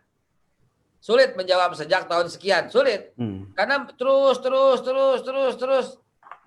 ya mengalami asimilasi yang setiap saat berubah gitu loh. Sengaja saya tampilkan dari awal karena memang masuknya didominasi oleh banyak. Lampu mungkin bahasa Inggris, lamp gitu loh. Tapi kalau udah kursi bahasa Arab lah, ya banyak sekali bahasa Arab itu. Tolong ditanyakan kepada ahli bahasa lah, berapa persen lah bahasa Arab, berapa persen bahasa Inggris. Saya bukan seorang ahli bahasa, namun saya bisa menjawab. Tidak bisa terjawab tahunnya, tapi bahasa ini adalah betul-betul spread itu ya, begitu dengan banyak gitu ya, muncul bahasa gitu loh. Silakan berikutnya. Baik. Udah cukup siang, Pak Suradi, dan ada kegiatan lain. Para jamaah S3 online, ya sama-sama antusiasnya. Ini jamaah S3 online juga antusias. Narasumber kita, Guru Unda. Pak Suradi masih mood kelihatannya. Pak Babi masih juga sangat antusias. Sudah terdengar. Oke. Baik. Kembali saya ulangi bahwa pagi ini para jamaah S3 online-nya sangat antusias. Demikian juga narasumber. Silahkan di email ke saya, masih mute Pak moderatornya. Sudah terdengar. Sudah. Silakan di email ke saya. Tadi banyak yang mau PDF meluluskan tauhid. Oh iya. Ya. Nyambung Ustadz. Halaman 49 di mana bangsa Melayu sudah dikenal. Baik, karena waktu Ibrahim. Ya. Betul. Minta filenya silahkan Reka. Iya. Pak Suradi, suaranya belum ada. Sudah. Baik. Ustaz Haikal. Sudah dengar, baik. Masih mute. Ya. Enggak, bentar. Pak Suradi, kelihatannya Ustaz Haikal yang nggak dengar suara kita. Oh, gitu. Iya. Kita lanjut aja ya. Belum ada nih. Pak Suradi. Kalau moderator lain bisa di Pak Oni. Masuk silakan. Pak Haikal, Ustaz Haikal sudah dengar suara saya? Kelihatannya Ustadz Haikal nggak dengar suara kita, Pak Suradi. Oh iya. Kenapa saya ya? masih mendengar suaranya, tapi Pak Haji Suradi sudah tidak terdengar. Iya. Sudah tidak terdengar. Baik, kalau begitu saya ambil alih. Oke. Ambil alih kekuasaan ini. Belajar dari sini nih ternyata ambil alih kekuasaan. Pak Oni Martin juga suaranya tidak mute. Silakan Pak Oni Martin, silakan. Terdengar suara saya oleh moderator ini kelihatannya. Enggak terdengar. Pak Dindar bisa masih terdengar. Pak Dindar bisa. Oke. Suara saya Ustaz Haikal dengar saya enggak? Silakan. Ustaz Haikal Pak Suradi suaranya belum ada. Saya kedengaran enggak? Ya. Dari Jindar kedengaran enggak? Ya. Babeh yang suaranya terdengar di audiennya ya. Jelas semua kok, tapi di saya tuh nggak ada, ya. Mohon maaf nih. Baik, saya coba lagi. Kedengaran suara saya? Enggak ada masalah di. Ada masalah di. Udah silakan. Oh, saya kedengaran. Maaf. Saya tadi mute. Iya. Di komputer betul. Oh, speakernya tadi dimatikan. Ya, baik. Karena ada lagu, minta maaf. Baik, sangat antusias, baik jamaah S3 online dan guru kita ya Ustadz Babi, tapi karena waktu yang membatasi kita dan Ustadz Babe juga ada agenda siar dakwah berikutnya. Tentu saja pada kesempatan ini kita akan segera berakhir antara kita, misalnya untuk sesi tanya jawab ini, dan beberapa pertanyaan sudah langsung dijawab sama Ustadz Babe, dan juga pertanyaan terakhir terkait dengan Wali Songo dan bagaimana bisa mengajarkan kepada anggota keluarga, kepada anak-anak kita. Tentu saja ini bisa dijawab dengan kronologis waktu dari mulai sebelum Masehi sampai saat ini, dan juga nanti ada buku yang akan diterbitkan oleh Mohon izin Pak Suradi, Pak Sugiono bertanya menarik sekali. Mohon izin. Pak Sugiono menarik sekali. Katanya apakah betul keturunan Cina gitu? Ada keturunan Cina, betul. Ya, dia bertanya nih, bagus nih. Ya. Saya menjawab betul. Saya menjawab betul. Kenapa? Karena ada salah satu yang menikah dengan putri Cina gitu. Dan jangan lupa Cina juga sebagai pelopor yang datang ke Indonesia pada tahun 718. 718 itu ketika Mongol sangat berkuasa, itu banyak melakukan pembumi hangusan, bunuh sana, bunuh sini, bunuh sana, bunuh sini. Dan salah satu daripada korbannya itu adalah keluarga Cina yang diislamkan oleh sahabat Nabi yang bernama Sa'ad bin Abi Waqqas. Gitu. Jangan lupa, kita nggak boleh bohong kalau sejarah, mesti jujur. Nah, eksodus yang dilakukan dari orang-orang Cina di Guangzhou itu tiba di Palembang, Jambi. Gitu. Sehingga Cina memang sudah ada di Indonesia sejak tahun 700-an atau abad ke-8. Nah, itu nggak boleh kita abaikan. Dan mereka datang ke Indonesia sebagai muslim dan muslimah. Gitu. Kenapa? Karena terjadi pembunuhan oleh keluarga Khan. Tapi ini Khannya ini Kubilai Khan ya. Kubilai Khan, Gulagu Khan, bukan Sahrul Khan, bukan. Itu bintang film India itu. Ya. Nah, itu kalau kita lihat sejarah, mereka orang-orang yang bengis yang membunuh, dan kebengisan itu sampai ke keluarga Sa'ad bin Abi Waqqas. Sa'ad bin Abi Waqqas juga pendakwah sahabat Nabi min awal as-sabiqun as-sabiqun, masuk Islam nomor 6 atau nomor 5 Sa'ad bin Abi Waqqas, tapi tidak ikut konflik di antara Muawiyah dan Ali bin Abi Thalib, malah memilih mengasingkan diri. Mengasingkan dirinya itu sampai ke daerah Cina. Dan hasil dakwahnya Sa'ad bin Abi Waqqas membuat orang Islam, membuat orang Cina berbondong-bondong masuk Islam. Ketika keluarga Khan itu datang membumi hanguskan dataran Cina yang Islam, mereka eksodus dan sebagiannya tiba ke Indonesia. Kejadiannya sekitar tahun 718-an begitu kurang lebih. Jadi ada keturunan Cina, ada, nggak boleh mengingkari.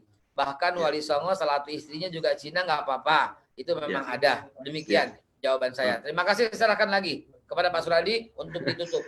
Baik, syukran ya. Baiklah, Gurunda Ustadz Babe yang dirahmati Allah, kami atas nama kelembagaan Forum Masjid Mushola BSD dan sekitarnya mengucapkan banyak terima kasih atas keluangan waktu, tenaga, pikiran. Ustadz Babe bisa menyemangati pada kami para jamaah S3 online. Nah, selanjutnya mohon izin kami membuat catatan kesimpulan. Yang pertama bahwa kita sudah diperkenalkan ya beberapa sumber terkait dengan peradaban Islam ini oleh Ustadz Babe dengan buku karangan Buya Hamka, dan juga dilengkapi ya dengan 3 video ya, baik terkait dengan sejarah Islam itu dari Tanah Suci, bahkan dilengkapi terakhir dengan video bagi perjalanan mulai dari Nabi Ibrahim hingga saat ini, dan juga video tentang peradaban Islam atau istilah Islam di Jakarta dan sekitarnya ini. Nah, kemudian dalam tataran implementasinya tentu saja muncul beberapa versi yang terjadi saat ini. sehingga kita perlu melakukan learning atau mereview, atau bahasa kita adalah meluruskan ya sebenarnya sejarah peradaban Islam itu yang benar itu seperti apa. Tapi sebagai ikhtiar kita terakhir adalah mari kita sambut bersama ya ajakan himbauan dari Ustadz Babe untuk kumpul bareng membahas sejarah Islam itu sendiri, dan Ustadz Babe sudah merumuskan dalam bentuk draft buku yang saat ini terdiri dari 800 halaman. Nah, ini perlu kita dukung bersama sebagai bagian dari gerakan sadar sejarah umat Islam. Bahkan ditawarkan pada kita untuk berjuang sampai di Dewan atau legislatif, yaitu di DPR. Dan terakhir pesan himbauan beliau ada Ustadz Haikal adalah mari kita tetap bersatu. Nah, itulah kesimpulan secara umum. Sekiranya dari Ustadz Babe ada closing statement untuk kami jamaah S3 online, Ustadz Babe. Closing statement saya adalah melalui Bapak Suradi, tetap keep contact, akan saya berikan email, nomor telepon saya juga ada di Bapak.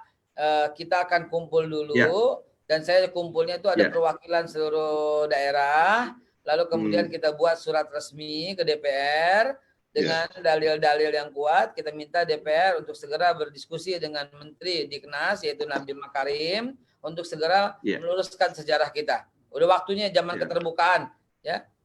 Begitu saja penutupnya. Ada di Pak Suradi, insya Allah email saya, nomor telepon saya, semua ada di Pak Suradi. Siap, kami akan memediasi melalui forum Masjid Mushola BSD dan sekitarnya. Baik Bu dan Bapak sekalian, di ujung acara ini kita kembali lagi kami ucapkan apresiasi dan syukron pada Ustadz Babe untuk bisa bergabung dengan kami. Nah, tentu saja silaturahmi ini tidak terhenti di sini. Mudah-mudahan dengan Ustadz Babe menjadi khotib sholat itu di BSD di Masjid Baitul Hikmah saat ini mengikuti S3 online, ini tetap berlanjut perjuangan kita untuk saling sinergitas atau berkolaborasi demi perjuangan umat kita, umat Islam. Dan yang benar mutlak datangnya dari Allah, yang salah dari saya pribadi. Saya selaku pembawa acara mohon dibukakan pintu maaf yang sebetulnya. Dan mohon izin kembali kepada Ustadz Babe, ada pesta, ada hadiah, hadiahnya dibuka, isinya pena. Semoga silaturahim ini membawa berkah, peradaban Islam semakin tertata. Jalan-jalan ke Semarang, jangan lupa belanja Minggu Babat. Mari kita terus berjuang sebagai panduan umat. Amin. Dan spirit awal kita tetap semangat, kita ulangi kembali yel-yel kita di awal tadi. Kalau saya mengatakan BSD, Kota Santri, Tangerang Selatan, Cimor. Kita ulangi lagi. BSD, Kota Santri, Cimor. Oke, baik, terima kasih. Ya, selanjutnya kita akan serahkan kepada mohon izin live ya. Saya mohon izin Alfian. Mohon izin live ya. Jadi mohon baik, Ustaz Babe, barakallah. Barakallah. Assalamualaikum warahmatullahi wabarakatuh. Email ditunggu. Waalaikumsalam. Telepon, WhatsApp silahkan. Insya Allah, Ustaz Babe, barakallah.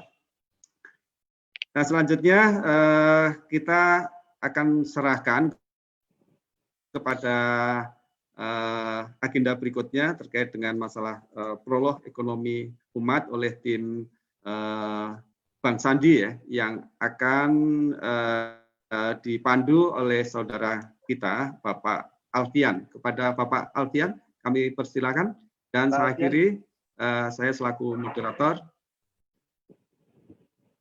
Pak Alfian. Oke, bentar. Belum saya unmute. Oh iya. Baik, kalau begitu Pak Oni saya akhiri untuk moderator kali ini.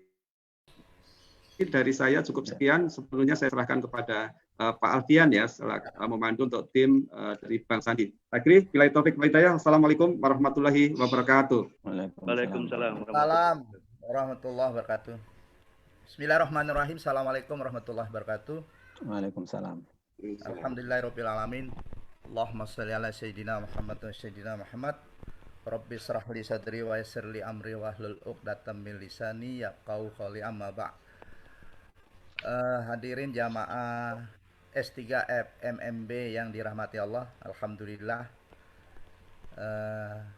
Seharusnya pagi hari ini sebenarnya yang bisa ngisi acara S3 tadinya maunya Bang Sandi, tapi karena beliau tidak bisa karena ada sesuatu acara, kita diberikan waktu di tanggal 13 September malam, berarti malam Senin. Nanti disiapkan waktunya mulai setengah 8 malam sampai setengah 9, yaitu tentang pemberdayaan ekonomi umat, yang tentunya kita butuh. Masjid kita itu ada 71 bahkan lebih, bagaimana cara memakmurkan jamaah sekitarnya. Sebelum itu prolognya ada tim Bang Sandi yang nanti akan memberikan sekedar info tentang pemberdayaan ekonomi umat. Mungkin beliau akan menjelaskan secara umum saja. Mungkin kita berikan waktu 10 menit, tolong Bapak-bapak, Ibu-ibu, waktunya disiapkan. Mudah-mudahan begitu pentingnya mengenai ekonomi, pemberdayaan ekonomi umat. Mungkin Bang Reja Arta, Pak Oni, tolong dibukakan mute-nya. Mudah-mudahan beliau langsung memberikan paparannya karena waktu kita terbatas. Waktu dan tempat untuk Pak Reja saya haturkan. Monggo, Pak Reza sudah di-unmute. Terima kasih Pak Oni, terima kasih Pak Alfian dan Pak Suradi tadi ya sebagai moderator. Assalamualaikum warahmatullahi wabarakatuh. Waalaikumsalam. Alhamdulillahirabbil alamin. Waalaikumsalam. Sayyidina Muhammad wa ala alihi wa sahbihi wa mawala wa la haula wa la quwwata illa billah. Bapak Ibu yang dirahmati Allah Subhanahu wa taala, pagi hari ini saya tidak akan mengisi materi, saya hanya akan memperkenalkan satu program yang sedang dijalankan oleh Bang Sandi, yang insya Allah nanti kita akan ikuti webinarnya bersama beliau di tanggal 13 September ya, insya Allah nanti. Baik, saya hanya akan memberikan sedikit prolog saja, tadi sudah disampaikan oleh Pak Alfian. Simpelnya adalah seperti ini, saya izin share screen. Oke, sebentar saya buka. Sudah, bisa insya Allah. Oke. Sudah bisa.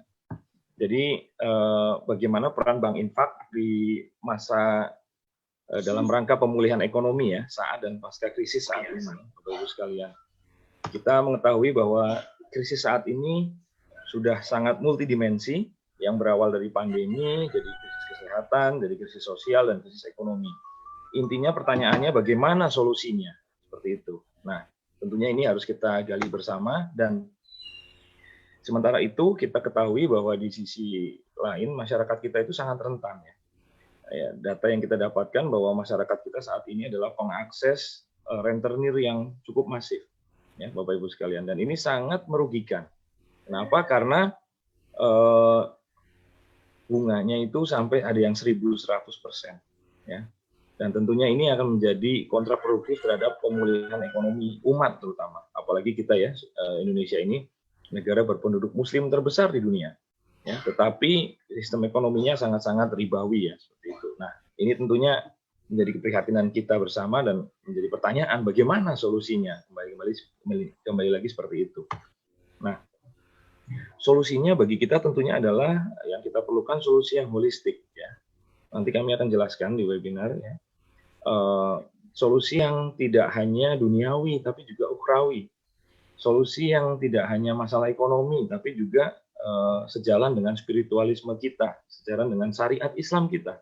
Nah, ini yang tentunya dibutuhkan itu. Karena nggak bisa yang namanya umat muslim ini dikasih solusi yang jauh daripada kehidupan beragamanya ya. Umat Islam ini bukan umat yang sekuler ya, berbeda dengan umat-umat lain di dunia yang ya mohon maaf gitu katakanlah urusan agama-agama, urusan bisnis, urusan kehidupan itu urusan lain gitu. Nah, kita ini bukan umat yang tipenya seperti itu.